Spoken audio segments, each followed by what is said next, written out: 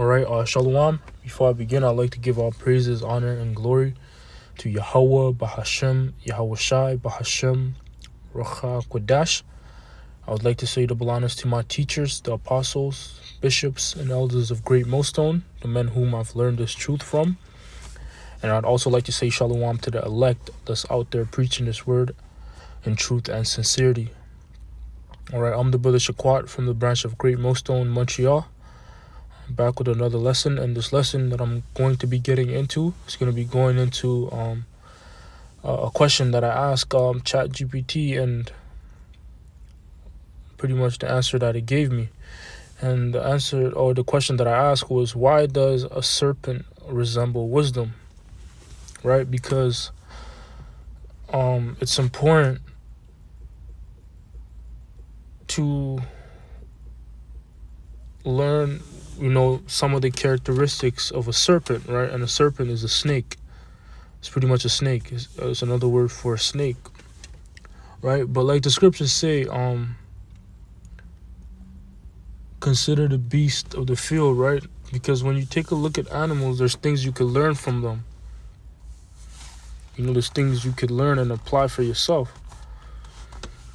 A few examples that come to mind right now are ants. The scriptures speak about ants and how they work. Serpent. What other animal comes to mind that the scriptures speak about? A dove, right? Harmless as a dove. But there's countless other animals out there that you could pretty much examine and actually glean something from off them and learn something from off them.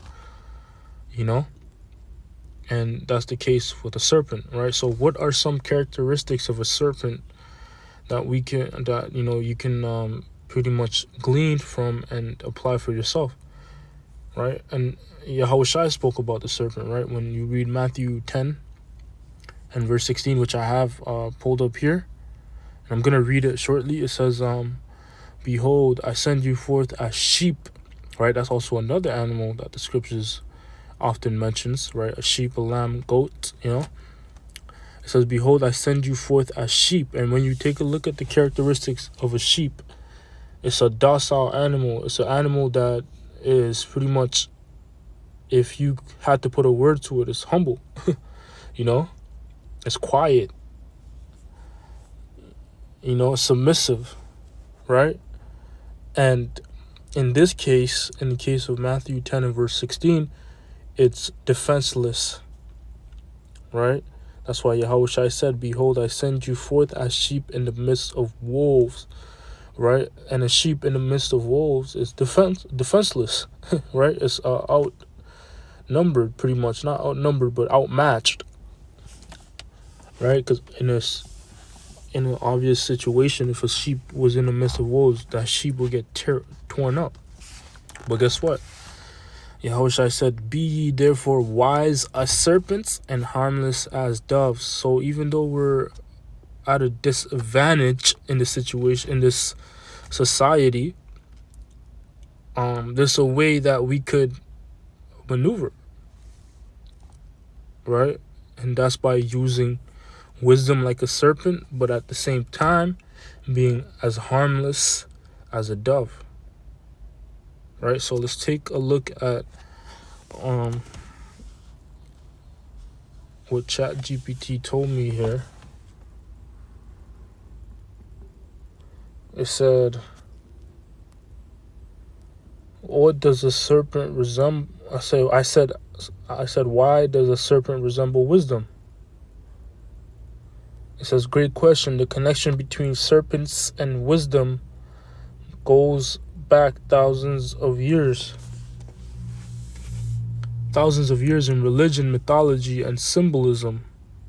A serpent resembles wisdom for a few main reasons. One, keen awareness and caution.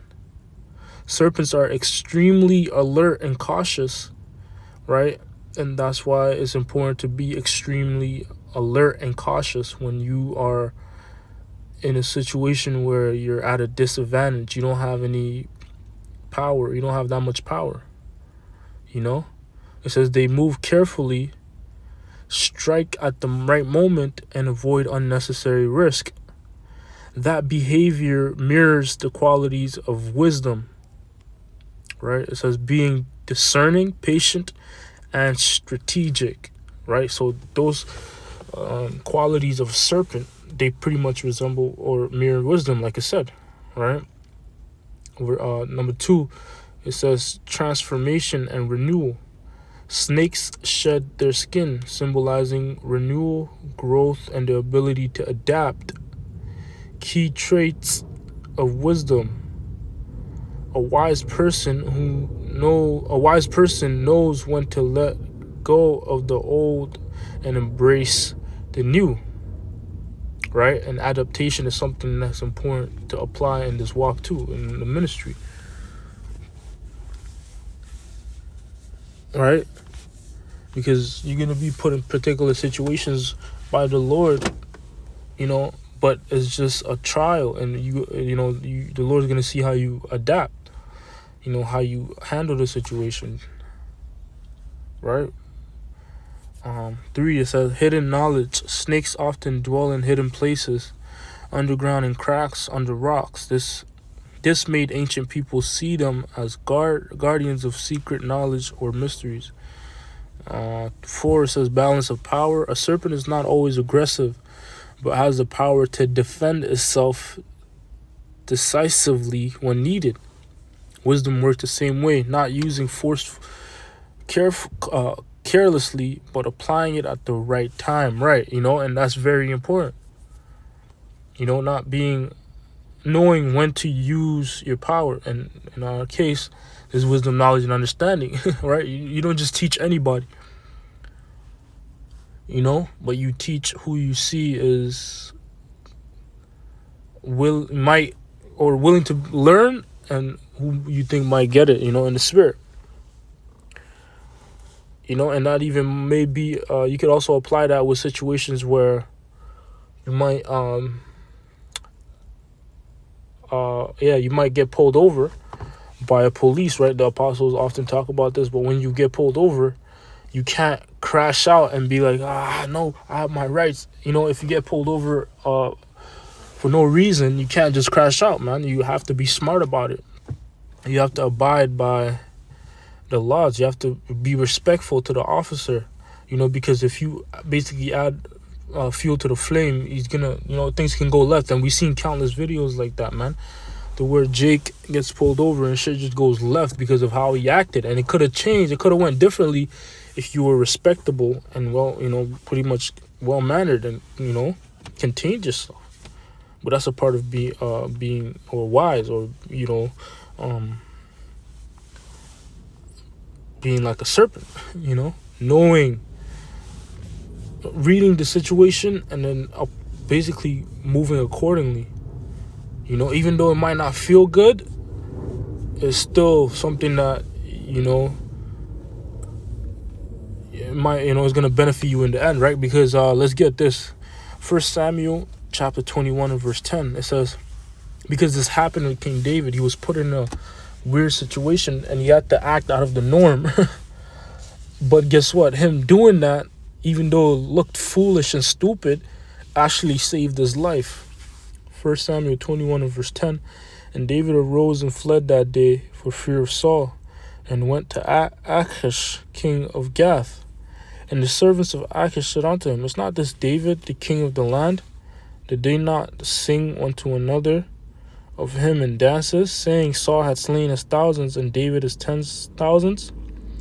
And David laid up those words in his heart, and was sore afraid of Achish, the king of Gath. Why? Because he was going to kill him. If that was David, he might have killed him if he knew that was actually King David. Verse 13, and he changed, King David, right? And he changed his behavior before them, and feigned himself mad in their hands, and scribbled on the doors of the gate, and let his spittle fall down upon his beard. Then said Achish unto his servants, Lo, ye see the man is mad. Wherefore then have ye brought him to me? Have I need of madmen, that ye have brought this fellow to play the madman in my presence? Shall this fellow come into my house? Right. So what King David did to escape that situation was play stupid, act like a fool. But him doing that actually delivered him from the situation, because the king Achish actually thought that King David was a retard. But he wasn't. He was just acting like a retard so the king wouldn't know that that was King David, right? Because King David was obviously not a retard, not known for a retard. But guess what? Him doing that made him escape that situation.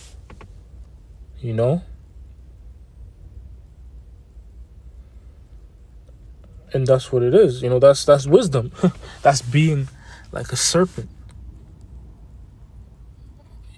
Right? That's being like a serpent.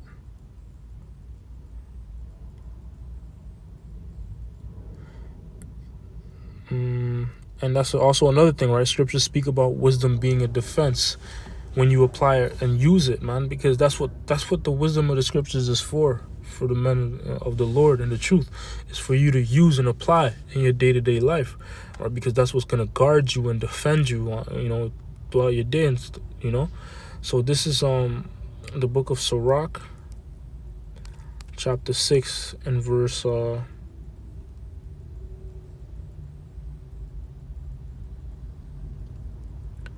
let's see, verse 18. It says, "My son, gather instructions from thy youth up, so shalt thou find wisdom till thine old age. Come unto her as one that ploweth and soweth, and wait for her good fruits. For thou shalt not toil much in laboring about her, but thou shalt eat of her fruits right soon. She is very unpleasant to the unlearned. He that is without understanding will not remain with her. She will lie down, so she will lie upon him as a mighty stone of trial, and he will cast her from him ere it be long. For wisdom is according to her name, and she is not manifest unto many. Give ear, my son, receive my advice, and refuse not my counsel. And put thy feet into her fetters and thy neck into her chain." Basically, submit yourself to wisdom. "And bow thy shoulder and bear her, and be not grieved with her bonds." Be a servant unto wisdom. Come unto her with thy whole heart, and keep her ways with all thy power. Search and seek, and she shall be made known unto thee. And when thou hast got hold of her, let her not go. For at the last thou shalt find her rest, and that shall be turned to thy joy. Then shall her fetters be a strong defense for thee, and her chains a robe of glory. For there is a golden ornament upon her, and her bands are purple lace. Exactly. That's what wisdom is going to be for you, if you use it and apply it. But first you have to submit yourself to her. So yeah, Lord willing, this lesson was edifying. I want to say call Halayimla Yahweh Ba'ashem Yahweh Shai Ba'ashem Rakakadash. Once again, double honors to my teachers, the bishops, the apostles, bishops, and elders of Great Millstone. Shalom and salutations to the elect.